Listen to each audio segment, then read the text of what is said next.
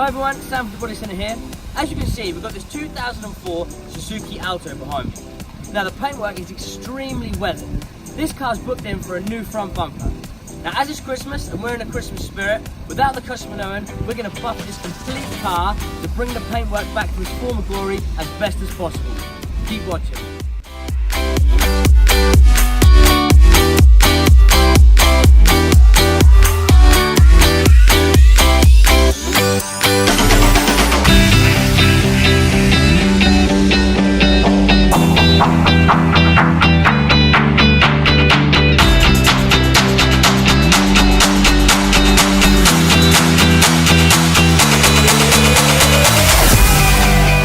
Matthew is currently doing a 3-stage paint correction. Now this paintwork is past the point of repair, but we're enhanced the car massively. Now this customer doesn't have a clue what we're doing, so when he comes picks up, I think he's going to be pretty happy.